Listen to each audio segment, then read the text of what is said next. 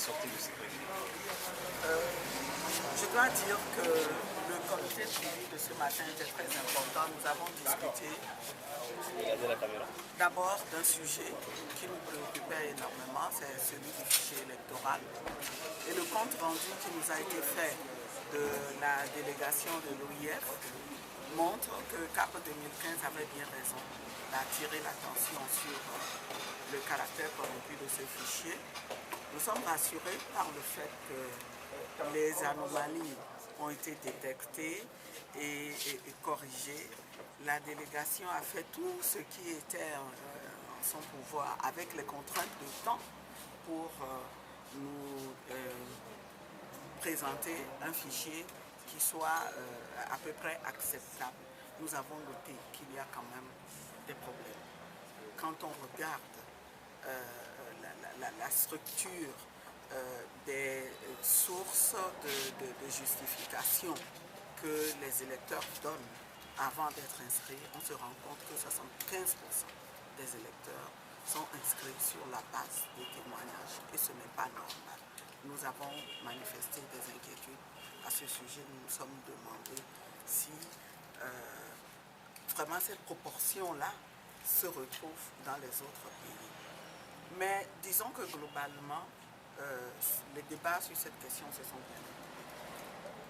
Nous ne comprenons cependant pas pourquoi sur un certain nombre de questions, telles que le système de transmission, de centralisation des résultats baptisé Success, nous ne comprenons pas pourquoi les débats ne se sont pas déroulés dans une ambiance de sérénité. Nous avons senti qu'il y a eu quelque chose qui a été concocté et qu'on a voulu imposer aux différentes parties en présence. Mais nous tenons à dire haut et fort, et nous l'avons dit, nous ne voulons pas de ce succès qu'on nous présente, et nous avons même dit que pour nous, c'est l'équivalent d'un échec. Un échec, c'est un mode de transmission, de centralisation des résultats qui est susceptible de conduire à des élections contestées, et nous n'en voulons pas, nous tenons à le redire.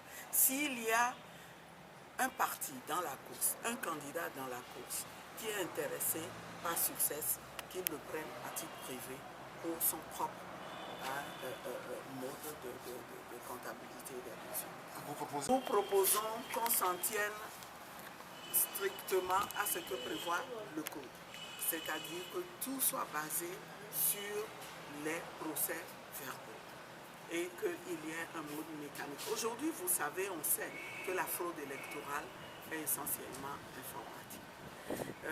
Nous sommes très frustrés et nous sommes étonnés même qu'on n'ait pas pu discuter de la question du bulletin à ce comité de suivi et que cette question ait été reportée au prochain comité de suivi, parce que pour nous, il est clair, nous avons commencé à le dire depuis longtemps, nous ne voulons pas d'un bulletin de vote avec une configuration horizontale.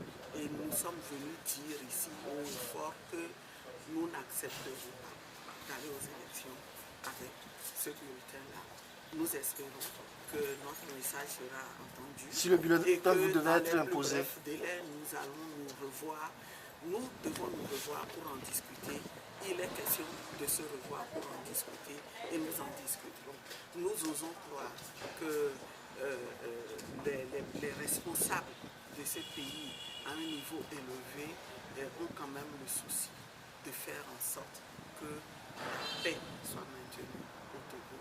Et nous sommes convaincus qu'après nous avoir écoutés, ils auront compris que c'est quelque chose qui nous tient à cœur et nous reviendrons là-dessus. Voilà.